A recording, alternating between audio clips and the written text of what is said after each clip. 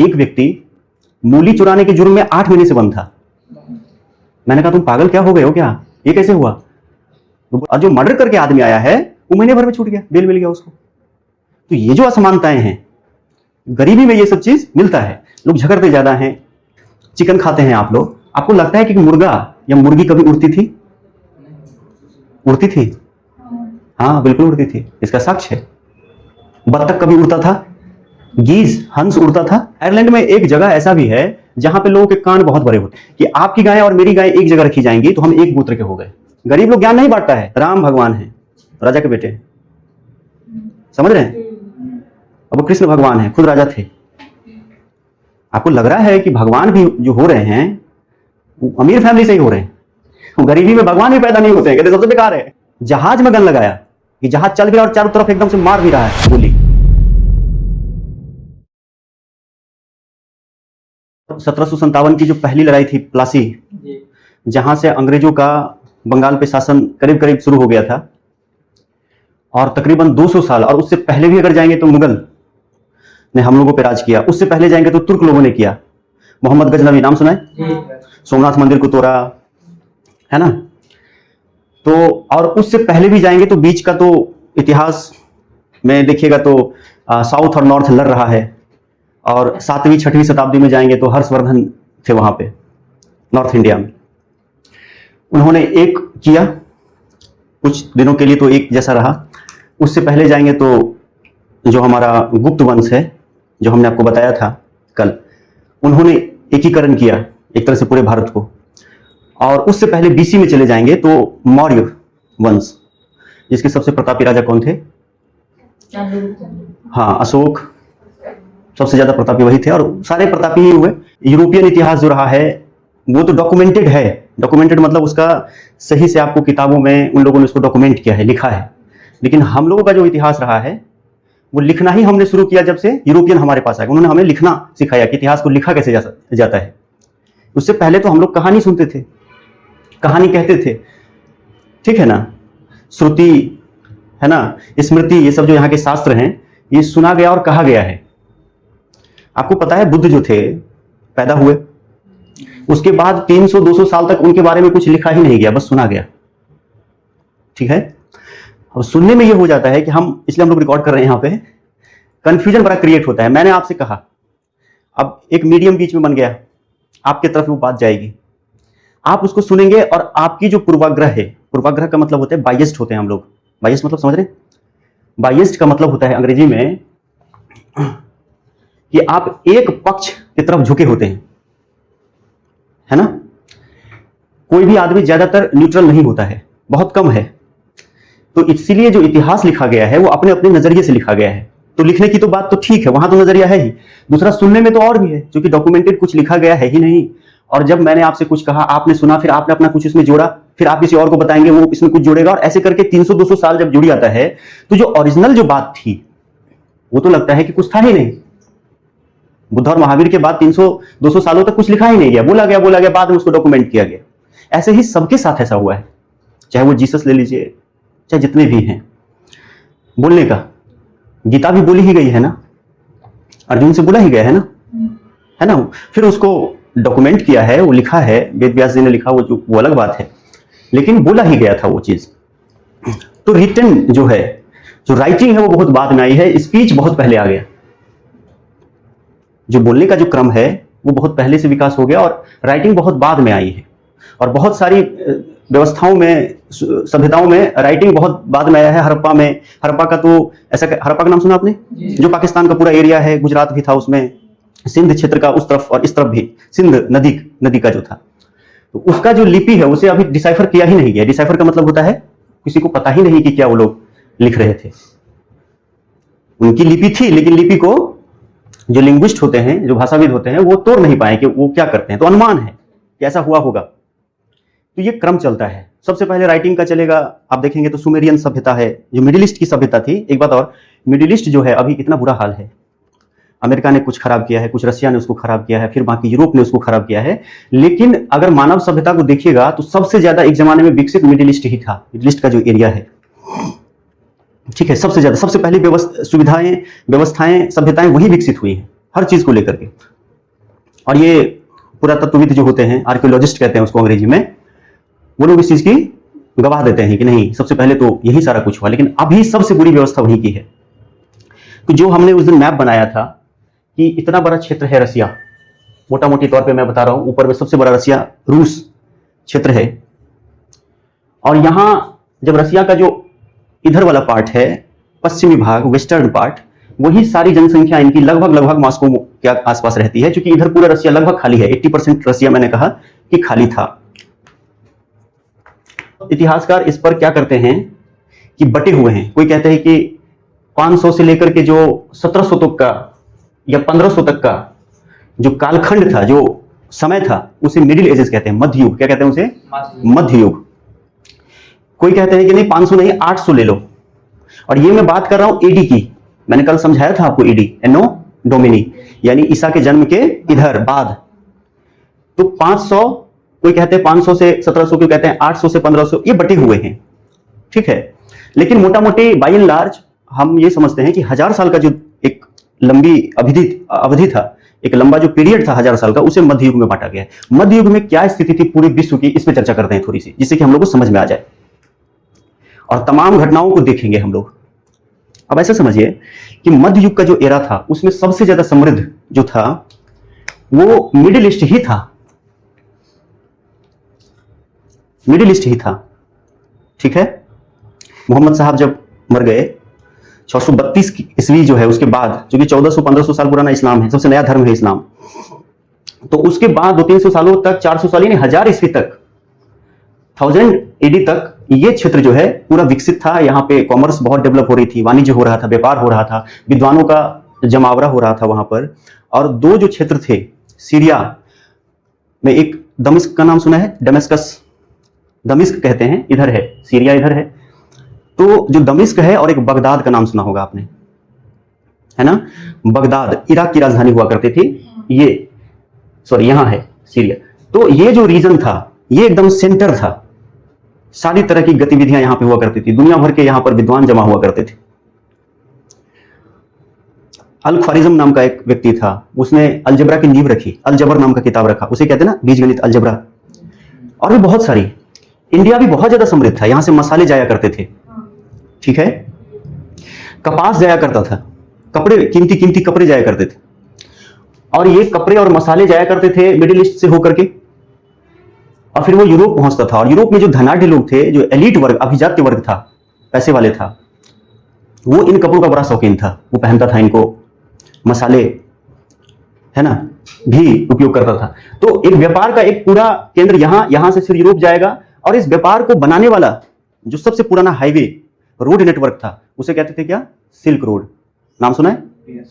Silk मार्ग का, रेशम मार्ग का नाम नहीं सुना है? रेशम मार्ग उसका नाम बाद में पड़ा है, वो कोई ऐसा नेटवर्क नहीं था। मान लीजिए कि हमारा इंडिया यहां है और चाइना यहां है, ठीक है। तो वो जो सिल्क रूट थी, सिल्क रोड जो था, वो चाइना के एकदम आखिरी उत्तरी भाग से थोड़ा सा ऊपर, यहां पे बीजिंग है। चाइना में तो देखिए दो महत्वपूर्ण नदी है, ऊपर में है हुआंगहुई नदी, जिसे येलो रिवर कहते हैं। क्या कहते हैं? येलो रिवर, है ना। और नीचे है यांगत्से। और सारी जो कंसंट्रेशन है वहां की पॉपुलेशन की, वो इसी बीच में, जैसे हम लोग का गंगा इंडो प्लेन है ना, गंगा का जो तराई क्षेत्र है, हम लोग का जो प्लेन है, हम लोग गंगा में क्षेत्र में तो रहते हैं। तो यहाँ पे सारी ज्यादातर आपको देखेंगे कि यहाँ पे ज्यादा पॉपुलेशन है। वैसे ही नदियों के किनारे किनारे पहले ही सभ्यता पहले बसती थी, क्योंकि सब कुछ आसान था ना।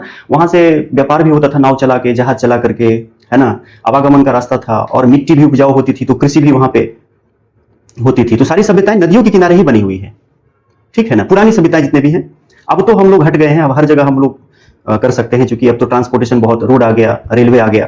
पहले नदियां ही थी ट्रांसपोर्टेशन का सबसे बड़ा जरिया, नदियों से ही जाना होता था। इसलिए पटना, हम लोग आप सुने होंगे कि पुराने समय से लेकर के और काफी समय तक पटना जो है केंद्र रहा मगध साम्राज्य, है ना, क्योंकि यहाँ पे गंगा नदी है, सोन नदी है उधर।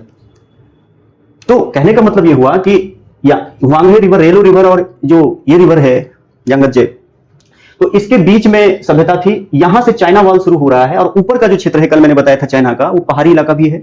ऊपर मंगोलिया है, चाइना के ऊपर यहाँ पे छोटा सा मंगोलिया है, जहां से मंगोल शासक सबसे प्रसिद्ध कौन थे? नाम लीजिए, चंगेज खान। चंगेज खान वही थे, पूरी दुनिया को उन्होंने तबाह किया। तो कहने का मतलब इस एरिया में क्या है कि यहां से लेकर के उत्तरी ईस्टर्न पूर्वी इलाका से, यहां से चाइना से जा रहा है सिल्क रूट, और ये सिल्क रूट फिर मिडिल ईस्ट होते हुए ऊपर सेंट्रल एशिया होते हुए उज्बेकिस्तान, कजाकिस्तान सब आ रहा है बीच में, और ये चला जा रहा है कहां पे, यूरोप में। और यूरोप में एक जगह है इटली, ये इटली है, इटली के बीचों बीच रोम है उसकी राजधानी, है ना। वहां पर साइड में एक शहर है वेनिस, वेनिस के बारे में पहली बार सुना आप लोगों ने? वेनिस झीलों का शहर है, मतलब वहां सड़कें नहीं होती हैं। आपने कभी हॉलीवुड की मूवी देखी हो या कोई ऐसी मूवी, इंडियन मूवी जो वहां पे शूटिंग हुई हो, तो आप वहां देखेंगे कि पूरा शहर ही झीलों से घिरा हुआ है। मतलब आप मकान से उतरेंगे तो सड़क पे उतरेंगे हम लोग यहाँ, वहां कहां झीलों में उतर जाते हैं, नाव से चलता है सब कुछ, है ना, कोई कार बस वगैरह है ही नहीं वहां, पूरा झीलों से घिरा हुआ, उसे वेनिस कहते हैं, ठीक है, इटली का शहर। तो रोम है, वेनिस तक लोग चले जाते थे व्यापार करने। तो चाइना क्या भेजता था पूरे देश में, पूरे वर्ल्ड में चाइना भेजता था, उसके पास रेशम होता था 2700 साल पहले से। कितना पहले? 2700 साल से रेशम वहां पे होता था, ठीक है। तो रेशम जाता था, इसीलिए इस मार्ग को क्या कहा गया, रेशम मार्ग, सिल्क रोड। क्लियर है ना, यहां तक आप समझ पा रहे होंगे।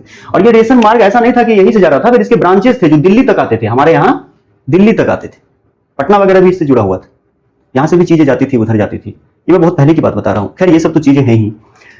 अब मैं आपसे पूछना चाह रहा था कि अब जरा गौर करिए कि दो कालखंड के बारे में, दो समय के बारे में आप बात करते हैं, 13वीं से लेकर के 13th टू 17th, 13वीं शताब्दी से लेकर के 17वीं शताब्दी तक। और इंडिया के बारे में भी मोटा मोटी रख लीजिए कि 15वीं से लेकर के 17वीं तक, जब तक अंग्रेज नहीं आए थे, मुगल शासन था, उसको लेते हैं। तो चाइना के बारे में इतना और इंडिया के बारे में इतना कालखंड, इसके बारे में इस जगह पे जब आप पहुंचेंगे, इस कालखंड में अगर बैक में जाएं, तो क्या होगा कि इंडिया और चाइना विश्व का सबसे ज्यादा समृद्ध देश हुआ करता था, सबसे ज्यादा। पूरे विश्व की जीडीपी में इसका योगदान था 25 से 30%, इंडिया का अभी 2-3% है, अभी 2-3% है। जीडीपी समझ पा रहे हैं, ग्रॉस डोमेस्टिक प्रोडक्ट समझ रहे हैं, सकल घरेलू उत्पाद। जीडीपी होता है कि जितनी साल भर में कमाई होती है पूरे देश में, जितना लोग कमाते हैं, हम आप सब मिलकर के थोड़ा बहुत जो भी कमाते हैं, 20 से 30% इंडिया का योगदान था, 25 से 30% ये भी था, 13वीं से 17वीं तक चाइना का भी यही हाल था, यानी समृद्ध थे। और यूरोप एकदम गरीब था, पूरा गरीब, उसके पास कुछ भी नहीं था, और बहुत ज्यादा गरीब था। फिर यह हुआ कि अब का समय अगर हम देखेंगे तो इंडिया तो गरीब है ही अभी भी उस लेवल पे, हालांकि अच्छा कर रहा है लेकिन गरीब है। यूरोप सबसे ज्यादा अमीर है, अमेरिका का अभी वही हाल है जो पहले चाइना और इंडिया का था। अभी अमेरिका का जीडीपी 25 से 30% है, पूरे वर्ल्ड 29 ट्रिलियन या 30 ट्रिलियन के आसपास है अगर आप डाटा देखेंगे तो, ठीक है। तो ये कैसे हुआ कि यूरोप इतना आगे बढ़ गया, अमेरिका भी इतना आगे बढ़ गया, ये कैसे हुआ, इस पर हमने चर्चा छोड़ी थी कल, कि इंडिया और चाइना अपने आप में समृद्ध थे और इनको किसी से डर भी नहीं था। चाइना को बिल्कुल डर नहीं था किसी से, इंडिया को भी डर नहीं था। जब आप बहुत ही धन संपन्न होते हैं, सब कुछ सारी व्यवस्थाएं होती हैं, तो आप थोड़ी लापरवाह होते हैं, आप समझ रहे हैं, आप लापरवाह होते हैं। जब आपके पास सारी सुविधाएं हो तो फिर क्या कौन क्या कर लेगा, इस मूड में आदमी चलता है। एक अगर बेसिक इंडिविजुअल लेवल पर देखें, कंट्री लेवल पर भी देखेंगे कि भाई हम तो, हमारे पास इतना सब कुछ है, कौन क्या कर लेगा, सब अगल बगल तो अमीर ही है। यूरोप हमारे मसाले पे जीता है, हमारा दिया हुआ कपड़ा पहनता है ना, कौन क्या कर लेगा। यही मेंटेलिटी करीब चाइनीज लोगों में भी थी। अब इसके पीछे एक वजह थी, वजह यह थी कि पूरा चाइना पिछले 2000 साल से, हमने एक राजवंश का नाम लिखा था, उस राजवंश का नाम क्या था, किन। सबसे पहले कल याद है, किन, ये 221 किन राजवंश 221 बीसी में। अभी बीसी कह रहा हूं तो मतलब जीरो से इधर जीसस यहां पैदा हुए, तो इससे पहले, बिफोर क्राइस्ट राजवंश से लेकर के, और तकरीबन 1911-12 जब चाइना में क्रांति हुई, है ना, 2000 साल का कालखंड तो है ही है, नहीं है, 2200 साल तक पूरा चाइना लगभग 90% एक ही था। एक राजा आता, दूसरा राजा आता, तीसरा राजा आता, चौथा। अब बीच में अलग है कि चंगेज खान आ गया, कुबलाई खान आया, उसने इन लोगों को हराया, वो लेकिन छोटा छोटा पीरियड था वो। लेकिन अमूमन ज्यादातर ये सब एक राजा के अंदर ही रहते थे, एकीकृत शासन था, यूनाइटेड एकदम थे सब लोग, ठीक है। इंडिया में जाएंगे तो मौर्य वंश ने इसे एक कर दिया था 320 ईसा पूर्व, अशोक वगैरह जो थे। उसके बाद आइए तो 321 एडी में जो हमारे गुप्त वंश थे, उसने पूरे इंडिया को, ऑलमोस्ट नॉर्थ इंडिया को तो एक कर ही दिया था पूरा, ठीक है। तो पहले तो ये एक थे ही, फिर मुगल आकर के इन लोगों को एक कर दिया। ये बाहर के थे लेकिन फिर भी इन लोगों को एक कर दिया। एक शासन था पूरा, अकबर का पूरा, औरंगजेब का भी पूरा। कहने का मतलब ये हुआ कि ये दोनों जो देश हैं, इंडिया, ये चाइना ऊपर में, ये सब एक ही शासन के अंतर्गत थे और इसलिए इनके अंदर कोई बड़े लेवल पे लड़ाई नहीं हुआ करती थी। थोड़ी बहुत छोटी मोटी लड़ाई अपने से हुआ है ना, लेकिन बहुत बड़े लेवल पे लड़ते नहीं थे। इसके उल्टा में क्या हुआ कि यूरोप जो है उसकी जियोग्राफी थोड़ा सा पहले समझ लीजिए। इंडिया के ऊपर में यहां पर हिमालय है, ठीक है। इंडियन प्लेट यूरेशियन प्लेट से टकराया। जियोग्राफी में आप जाएंगे, इंडिया अफ्रीका का पार्ट था ना बहुत पहले, यहां से तैरते तैरते या निकलते निकलते यूरेशियम टकरा गया, मतलब रशिया वाले पार्ट में टकरा गया। और जब जो चीज टकराएगा तो ऐसे होगा ना, तो हिमालय बन गया, ये था। तो कहने का मतलब ये हुआ कि यहां पर माउंटेन जो है वो हिमालय है। अब माउंटेन ये भी इसको सुरक्षा देता था, बाहरी लोग हिमालय पार करके तो आएंगे नहीं। अब ये सुरक्षा नहीं देता है क्योंकि अब एरोप्लेन से लड़ाई होती है। पहले जमाने में तो सुरक्षा था ही, एक तरह से दीवार का काम करता था।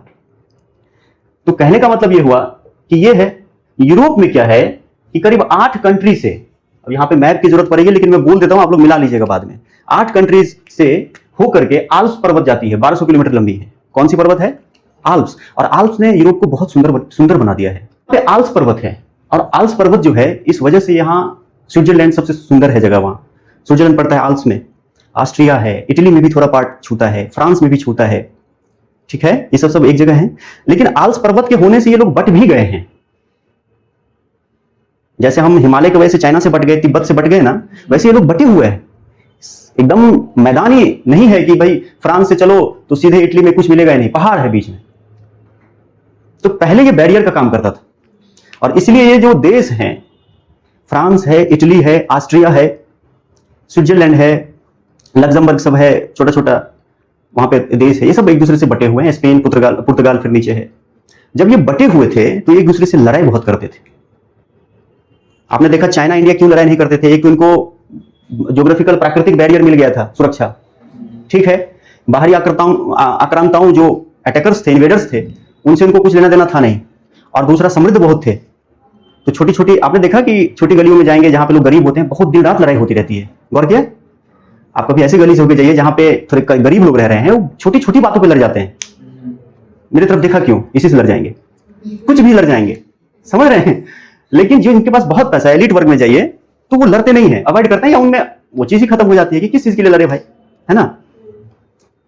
तो कहने का मतलब ये था। और फिर गरीबी में चोरी चकारी भी चलती है। अगर आप जेल में देखें, जो एक व्यक्ति मूली चुराने के जुर्म में 8 महीने से बंद था। मैंने कहा तुम पागल क्या हो गए हो क्या, ये कैसे हुआ? और जो मर्डर करके आदमी आया है वो महीने भर में छूट गया, बेल मिल गया उसको। तो ये जो असमानताएं हैं, गरीबी में ये सब चीज मिलता है। लोग झगड़ते ज्यादा हैं। 1937 से लेकर के अमूमन 1450 का एक कालखंड है, ये मिडिल एजेस की बात है, ठीक है। इसे कहा गया 100 ईयर वॉर। क्या कहा गया? 100 वर्षों का युद्ध। इंग्लैंड और फ्रांस में कभी भी नहीं बनी, क्योंकि अगर आप गौर करेंगे मैप में, तो अगर यहां फ्रांस है तो बीच में पानी है अटलांटिक महासागर का, और इधर है इंग्लैंड। तो इनके भी मछुआरे होते थे, इनके भी मछुआरे होते थे। मछली के लिए लोग लड़ जाते थे और फिर राजा आ जाता था, उधर का भी राजा आ गया, इधर का भी राजा आ गया। कभी कभी वाइन, शराब पीने के लिए लड़ जाते थे। शराब पी के कोई बोल दिया कि तुम्हारा राजा खराब है, इधर बोला हमारा राजा खराब है, चलो बोल रहे हैं, जाकर के बोल रहे राजा को, आ जाएंगे तुमको काटने के लिए। ऐसे ही छोटी छोटी बातों पे खूब लड़ते थे। न लड़ने का एक फायदा है क्या है, जब आप बहुत लड़ते हैं और प्रतिद्वंदी आपके जैसा ही हो, आपके जैसा ही एकदम सेम टू सेम, तो आपके दिमाग में क्या चलेगा कि कैसे इसको हराएं, क्या ऐसा करें कि इसको एकदम खत्म कर दें। अगला भी यही सोच रहा है कि क्या ऐसा करें कि ये खत्म हो जाए। तो फिर क्या होता है, आप एकदम से बेचैन हो जाते हैं। कोई नया नया टेक्नोलॉजी, कुछ नया नया चीजें करें, लोगों से मिलें, बाहर घूमें, कहीं से तो कुछ लाएं, इसको हराएं। यही चीज जो है ना यूरोप में थी। ये इतना लड़ते थे और कोई एक शासन तो इनको देने वाला था नहीं। एक तो मैंने कहा ज्योग्राफी बटी हुई थी, राइन नदी है, डेन्यूब नदी है, फिर आल्प्स का पर्वत है, इससे बटे हुए हैं, है ना। तो एक शासन तो देना ही नहीं था, हर क्षेत्र का अपना अपना राजा हुआ करता था। फिर गरीब थे ऊपर से, उनकी मिट्टी भी हमारे जैसी उपजाऊ नहीं है। तो जब आपके पास इतनी सारी असुविधाएं हो तो आपके पास तो एक युद्ध ही एक जरिया रह जाता है ना, लड़ना तो फिर आपको पड़ेगा ही। ठीक है, दूसरा कारण क्या था? एक और कारण जो बहुत ज्यादा, जो मैं मानता हूं कि ये मेन कारण भी रहा है और अभी तक रहा है।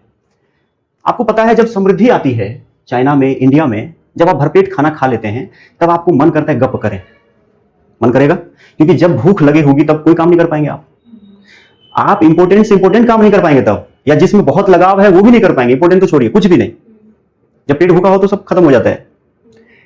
लेकिन भारत चूंकि इतना समृद्ध था, इतना पैसा था इसके पास, और चाइना भी, तो यहां पे फिर ज्ञानी लोग बहुत पैदा होना शुरू हुए। उसमें नाम क्या था? बुद्ध और महावीर, और भी बहुत सारे लोग थे, शंकराचार्य थे फिर बाद में आगे। और बुद्ध और महावीर कोई गरीब घर के तो थे नहीं, राजा के बेटे थे वो। जैसे ज्ञान राजा के घर में ही निकला। आप सोच रहे हैं, गरीब लोग ज्ञान नहीं बांटता है। राम भगवान है, राजा के बेटे, समझ रहे हैं? अब वो कृष्ण भगवान है, खुद राजा थे। आपको लग रहा है कि भगवान भी जो हो रहे हैं वो अमीर फैमिली से ही हो रहे हैं, गरीबी में भगवान भी पैदा नहीं होते हैं, कहते सबसे बेकार है, क्योंकि साइकिल में आदमी फंस जाता है। गरीब जनरली, एक गरीब माँ बाप अपने बच्चे को क्या बांटेगा? गरीब ही बांट देता है। फिर वो बच्चे पैदा करेगा, थोड़ा वो जो गरीब उसकी, लो तुम भी लो, समझ रहे बात? वो गरीबी फैलती चली जाती है, एक साइकिल बन जाता है, टूटता बड़ा मुश्किल से। और कभी कभी लोगों ने तोड़ा भी है, ऐसा नहीं है कि कुछ गरीब से निकले हैं बहुत सारे लोग जो उन्होंने तोड़ा है उस साइकिल को, उस चक्र को। तो वो बात है। तो आप ये देख रहे होंगे कि यहां समृद्धि बहुत थी चाइना में, इंडिया में समृद्धि चाइना में थी, तो इनको लड़ने की क्या जरूरत है? इन्होंने कहा कि हम ज्ञानी बनेंगे, इन्होंने ज्ञान दिया। और ज्ञान किस तरह का दिया? तो दो लोगों का आप नाम याद रखेंगे। चाइना में हुए लाओ त्सु, क्या हुए? उसके बाद एक कन्फ्यूशियस जी, कन्फ्यूशियस, ये विचारक थे चाइना के दो। यहां उनके एकदम लेवल का अगर कहेंगे तो महावीर और बुद्ध थे। तो क्या है, कन्फ्यूशियस की जो पूरी फिलॉसफी है, जिसे पूरा लगभग चाइना पूरा मानता है। और देखिए, चाइना में कोई हिंदू मुसलमान और 10 तरह की चीजें नहीं है, वहां यहाँ ईसाई भी हैं, और यहाँ कितने 10 किलोमीटर के बाद आपको नया वर्ग, नया क्लास, नया जाति मिल जाता है। वहां एक ही आदमी है चाइनीज, वहां पर बटे हुए लोग नहीं है, शुरू से अंत तक एक ही लोग हैं, सब चाइनीज बोलते हैं। ठीक, और जब एक ही तरह के लोग हैं तो एक ही तरह की शिक्षा देना तो और बढ़िया है, आसान है। कन्फ्यूशियस ने यह कहा कि युद्ध क्यों करोगे, तुम्हारे पास क्या चीज की कमी है ना? लड़ना ही नहीं है, शांति का प्रस्ताव दे दिया, शांति की सीख दे दी। लाओ त्सु भी करीब करीब यही है, ये शांति प्रिय आदमी थे। और हमारे इंडिया में कौन? महावीर और बुद्ध, अहिंसा, अहिंसा, यही है ना। महावीर का तो पहला काम ही अहिंसा, जो बेसिक चीज है उनकी शिक्षा की वो अहिंसा ही है ना। बुद्ध भी वही कहते हैं, सब शांति प्रिय है ये लोग। तो एक तो आपका विचार कि हमें लड़ना नहीं है, आपके पास संपत्ति भी बहुत है, इससे भी लड़ाई नहीं है। और आप ये भी देख रहे हैं कि हम तो ऐसे ही सुरक्षित हैं, इंडिया में इधर सागर है नीचे, उधर हमारा हिमालय है हमको बचाने वाला, ठीक है। तो इन लोगों ने क्या करा? लड़ना छोड़ दिया। अब यहीं से बात हो गई उल्टी। यही जो चीज है, लड़ना जब आप छोड़ देते हैं तो आप लड़ाई की तैयारी नहीं करेंगे। जब आप लड़ाई की तैयारी नहीं करेंगे और उधर जो दुश्मन है, जो लड़ रहा है, गरीब है, वो तो सोच रहा है कि कहां से कैसे किसको मारे, किसको काटे, लाओ हमारे पास, हम मर रहे हैं, समझ रहे हैं बात? और धीरे धीरे खबर आ रही थी उनके पास, अरे इनके पास मसाला बहुत जबरदस्त है, कपड़ा भी बहुत है, और सोना चांदी भी बहुत है, चाइना से भी रेशम जा रहा था, लगा था कि तो कितना समृद्ध है। और समझ रहे हैं यहाँ पे क्या हो रहा है? चीजें लड़ना छोड़ देते हैं।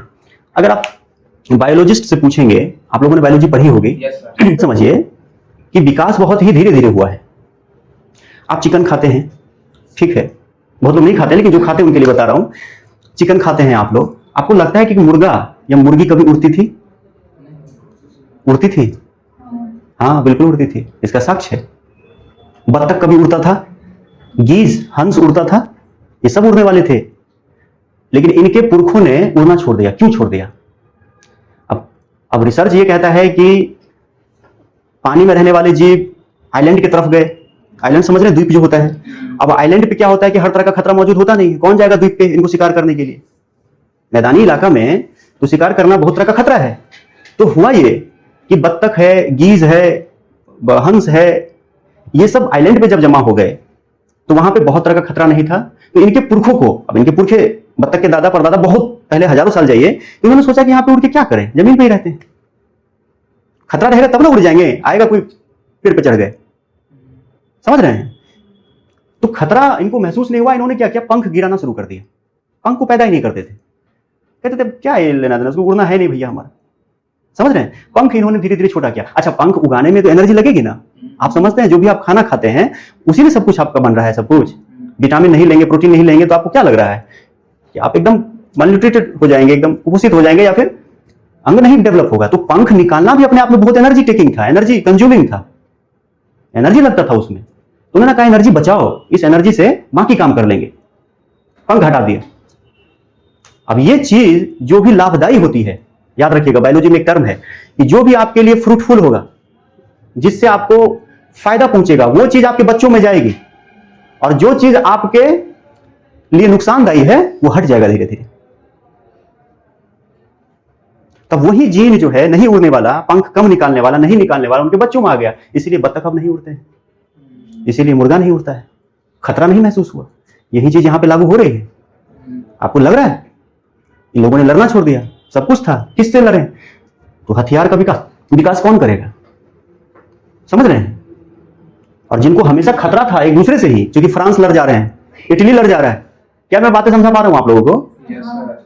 बायोलॉजिस्ट कहते हैं कि वही चीजें पास होंगी आपके बच्चों में जो आपके लिए फायदेमंद था, क्योंकि उससे उसको जीने का मौका मिलेगा, प्रजनन करने का मौका मिलेगा, उसके बच्चे और पैदा होंगे। यही ना है विकास। कैसे हुआ है विकास? हमारा कैसे हुआ है? प्रजनन करने के लिए, जीवित रहने के लिए यहां पर। तो ये चीजें हैं। अब कभी कदाल इसका एक्सेप्शन भी है, गलती से कोई ऐसा जीन भी मौजूद रह सकता है आपके अंदर जो आपको नुकसान करे। ठीक है, उसका उदाहरण भी है। आयरलैंड एक जगह है, आयरलैंड है एक जगह है। अब उस आयरलैंड कहां है पहले थोड़ा लोकेट कर लीजिए। मैप हमारे पास नहीं है। यहां अगर इंग्लैंड है, लंबा है थोड़ा इंग्लैंड, तो इसके नीचे आयरलैंड पे कब्जा था इनका, जैसे हम लोगों पे कब्जा था ना इंग्लैंड का, तो आयरलैंड पे भी, यहां आयरलैंड एक द्वीप है। आयरलैंड में एक जगह ऐसा भी है जहां पे लोगों के कान बहुत बड़े होते हैं। आपने कभी हॉबिट वाली मूवी देखी है? हॉलीवुड की मूवी नहीं देखी है? या कोई ऐसा मूवी देखो जिसमें कान बड़े बड़े लोगों को होते हैं? देखिए कोई बालवीर देखिए, तो वहां आपने देखा होगा। तब उनके कान बहुत बड़े हो गए। उनके कान क्या हो गए? बहुत बड़े हो गए। अब कान अगर बड़े हो गए तो देखिए इससे उनको नुकसान है, क्योंकि कान का काम क्या है? हाँ बिल्कुल सुनना है, लेकिन एक और काम है हमारे पास जो भी अंग है उनका एक ही काम नहीं होता है, एक के अलावा बाकी काम भी होता है। तो कान के साथ, कान से हमारी एनर्जी निकल जाती है, गर्मी निकल जाती है। एनर्जी मतलब गर्मी निकलती रहती है। इसलिए आपने देखा होगा ठंडा में कान बड़ा, आपको ठंडा लगता रहता है कान के थ्रू, मफलर बांधते हैं ना, तो और बड़ा कान होगा तो बड़े लेवल पर निकलेगा गर्मी। अब हाथी का इतना बड़ा कान है, हाथी का कितना बड़ा कान है? हाथी का कान है बड़ा, तो उसके लिए फायदा है ना उसको, क्योंकि उसकी चर्बी बहुत मोटी है, गर्म प्रदेश का जानवर है, तो कान से सारा एनर्जी, ये गर्मी फेंक देता है, तो ठंडा महसूस होता है उसको। आप समझ पा रहे हैं? तो कान से तो निकल भी रहा है गर्मी, लेकिन उन लोगों की कान अगर बड़ी हो गई है, आयरलैंड के लोगों की, और उससे सारी गर्मी निकल जा रही है, तो वहां तो वो मर जाएंगे या नुकसान है, क्योंकि आयरलैंड में बहुत ठंड है। आयरलैंड जो है, इंग्लैंड में कितना ठंड पड़ता है, माइनस में जाता है टेम्परेचर, और समुद्र के किनारे और भी ठंड लग रहा है, फिर भी कान बड़े हो गए हैं। नुकसानदायी है उनके लिए कान, फिर भी कान बड़े हो गए। तो इसके पीछे 2-4 रीजन है जो आदमी अपनी गलती से उसको पैदा कर लेता है। आदमी कर ही लेता है कुछ भी चीज, तो वहां इनब्रीडिंग है। इनब्रीडिंग आप समझ रहे हैं? मैं कभी बायोलॉजी जब पढ़ाऊंगा आपको, थोड़ा सा कुछ चीजें बताऊंगा, बड़ा इंटरेस्टिंग लगेगा। आप निकल रहे हैं? तो वहां इनब्रीडिंग है। जनरली क्या होता है, शादी जितना दूर करिए उतना फायदेमंद है आपके संतान के लिए। ठीक है, हमारे यहां तो गोत्र है। अब गोत्र का क्या मतलब है? मतलब गोत्र आया है वर्ड गाय से, क्योंकि हमारी सभ्यता पहले गाय से विकसित हुई थी। पहले पैसा तो था नहीं, 2000-2500 साल पहले जाइए तो लोग क्या करते थे, किसी चीज के बदले गाय देते थे। गाय मनी थी, वहां पैसा था। जैसे अभी हम 100 रुपए देंगे तो कुछ खरीदेंगे ना, आप लोग एक गाय ले लो, हमको दे दो, आप उसके बदले आपको अनाज दे देगा। तो गाय की इकोनॉमी थी, तो वहीं से गोत्र आया है। अब गोत्र था तो क्या हुआ कि वहां पर गायों को रखने के लिए कि आपकी गाय और मेरी गाय एक जगह रखी जाएंगी, तो हम एक गोत्र के हो गए। भाईचारा नहीं हो जाता है? एक जगह बैठते बैठते भाईचारा हो जाता है, आप तो मेरे भाई जैसे हैं, बोलने लगते हैं आप कुछ देर के बाद। वही थी कि एक जगह गाय रखा जा रहा है एक गौशाला में, तो कहते हैं कि हमारे गोत्र हैं, तब हमारी शादी इनसे नहीं होगी। आप मेरी बात समझ रहे हैं? ये गोत्र का बस इतना ही मतलब है। लेकिन सवाल यह है कि इनब्रीडिंग का जो कॉन्सेप्ट है, क्लोज रिलेशन में शादी नहीं करना है। क्योंकि अगर आप ऐसे व्यक्ति से शादी कर रहे हैं जो आपका एकदम करीबी का रिश्तेदार हो, तो आपका जीन और उसका जीन लगभग सेम ही रहता है। समझ रहे हैं? अब एक बाप है तो 50% जीन दे रहा है अपने बेटे में, मां है 50% वो जीन दे रही है, तब ना 100% हुआ। समझ रहे हैं? मामा से भी आपका जीन आ रहा है, दादा से भी आ रहा है, चचेरे भाई में भी है 12% के आसपास। समझ रहे हैं? तो ये जो क्लोज रिलेशन है, इसको अगर आप अवॉइड करते हैं तो आपका जीन स्वस्थ होगा, बढ़िया होगा। लेकिन वहां आयरलैंड में क्या है कि चूंकि ये बाकी दुनिया से ये लोग कट ऑफ थे, आयरलैंड में तो जीवन कैसा होता है, चारों तरफ पानी है, बाहरी कोई आएंगे नहीं, तो लोग अपने अपने आप में ही शादी करना शुरू कर दी। वो अपने में शादी करेंगे तो क्या होगा, कान बड़ा हो जाएगा आपका, समझ रहे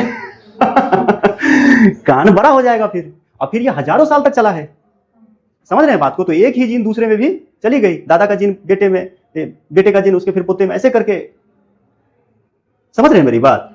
तो समस्या ये है कि आप इस चीज को, और लोग करते भी हैं, जानवरों में भी ऐसा नहीं होता है, जो चीज उपयोगी है वही चीज आपके बेटों में भी जाएगी, फिर उसके बेटों में जाएगी, और ऐसे पैदा होगा। जो नुकसानदायी है वो अगर एक दो केस जैसे आयरलैंड वाला है छोड़ दीजिए, क्योंकि अपनी ही गलती आपने की वहां पे, तो वो खत्म हो जाती है। ऐसे ही बत्तख, ऐसे ही चिकन, इन सब में उड़ने का सारा कुछ खत्म हो गया। अब देखिए, खतरा नहीं था तो खत्म हो गया, किसी चीज से खतरा नहीं था, उड़ने का कोई इस तरह का नहीं था उनको।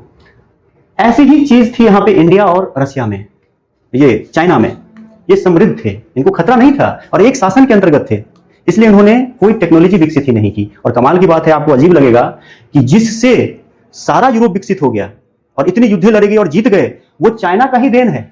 मतलब ये कि मुझे लगता है कि पूरे वर्ल्ड, पूरे विश्व इतिहास में 4 चीजें चाइना का जो है योगदान, वो बहुत ही कमाल का है। पेपर, कागज का आविष्कार चाइना में ही हुआ था। प्रिंटिंग का भी, जी हाँ, प्रिंटिंग का, वुड ब्लॉक प्रिंटिंग जो है तो 9वीं 7वीं शताब्दी में ही स्टार्ट हो गया था यहाँ, गुटेनबर्ग। तो 1440 ईस्वी में उन्होंने किया, वो तो बाद की बात है, वो चाइना में बहुत पहले हो गया था, वो यूरोप में सिल्क रूट से या बाकी रास्तों से पहुंचा, ठीक है। फिर कंपास, कंपास का मतलब ये हुआ कि आप पानी में जहाज लेके जाएंगे तो दिशा सूचक यंत्र है, ये भी चाइना ने ही दिया। और सबसे कमाल की चीज जिससे पूरी दुनिया ही बदल गई, वो आपको भरोसा नहीं होगा, उसे कहते हैं गन पाउडर। क्या कहते हैं इसको? गन पाउडर, मतलब बारूद, बारूद का आविष्कार। ये तो कमाल का था ना। गन पाउडर में होता है साल्ट पीटर, KNO3। क्या होता है? KNO3, potassium nitrate. ये करीब 70% 80% होता है, 75% के आसपास, ठीक है ना। 15% इसमें होता है चारकोल। क्या होता है? 15%, ये फ्यूल, ईंधन का काम करता है। और उसके बाद बाकी क्या होता है? सल्फर 10%, ये तेजी कर देता है, मारेंगे भड़ाक से, समझ रहे हैं, रिएक्शन को तेजी कर देता है उसको। और ये ऑक्सीजन देता है, पोटेशियम नाइट्रेट। बारूद का आविष्कार वहां जो हुआ ना, वो कमाल हो गया। अब कमाल की बात है, जब किसी से लड़ना ही नहीं है तो बारूद का वो लोग क्या उपयोग कर रहे हैं, समझ रहे हैं? भटक्का में, पटाखा होता है ना, छुरछुरी, ये सब में उपयोग कर रहे हैं। किसी से लड़ना ही नहीं है तो आनंद में है, छुरछुरी कर रहे हैं। अब ये बारूद जब उसके पास पहुंच गया, उन लोगों ने गन बनाया, जहाज में गन लगाया कि जहाज चल भी रहा और चारों तरफ एकदम से मार भी रहा है गोली। तोप को डेवलप किया, उसमें बारूद लगाना शुरू कर दिया। आप समझ रहे हैं बात को? अब ये चीजें जब वहां पहुंची, paper, printing, compass, gun powder, ये सारी चीजें पहुंची और सबको उसने विकसित किया उन लोगों ने, क्योंकि लड़ना था उन लोगों को, जीना था, गरीब तो थे ही, तो खोज रहे थे नए नए तरीके। तो उन्होंने इस तरह से क्या किया, गन पाउडर से गन बनाया और अत्याधुनिक गन वगैरह बनाया। AK-47 तो रशिया में बना, आपको पता भी होगा। AK-47 जो है, या असॉल्ट राइफल जो बहुत जबरदस्त बड़े बड़े होते हैं, वो सब तो यूरोप और इनका काम है। तो कहने का मतलब है कि उन्होंने बारूद को इस लेवल पे विकसित कर दिया, तोप बनाए, नई नई अस्त्र औजारें बनाए, उससे सारी दुनिया को कब्जा करना शुरू कर दिया। सारी दुनिया को उन्होंने कब्जा करना शुरू कर दिया। तो आपने देखा कि 2 कारण, एक कारण तो फिलॉसफी बड़ी घातक थी यहाँ की, शांति प्रिय रहो, युद्ध नहीं लड़ो। घातक थी उस मामले में कि यूरोप से जब हम तुलना करते हैं, वरना एक समृद्ध आदमी है उसके लिए तो सही ही है। तो ये फिलॉसफी की अहिंसा, कुछ करना नहीं हम लोग को, लड़ाई झगड़ा बहुत बेकार चीज है, ये चीज खतरा था भी नहीं तो ठीक है। दूसरा, समृद्ध थे, फिलॉसफी और समृद्धि, ये सब चीजें इन लोगों को एकीकृत शासन, मतलब एक ही शासन था पूरे देश में, पूरे चाइना में 2000 साल तक एक ही शासन रहा उन लोगों का। ये सब सारी चीजें जो है इनको युद्ध से रोका।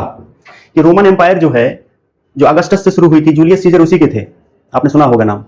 तो रोमन एम्पायर जो है वो क्यों नहीं एक कर पाया यूरोप को? तो रोमन एम्पायर के बारे में फिर हम लोग कभी चर्चा करेंगे। अब इसमें एक एम्पायर, रोमन एम्पायर पर चर्चा करेंगे हम लोग। दूसरा ओटोमन एम्पायर है एक,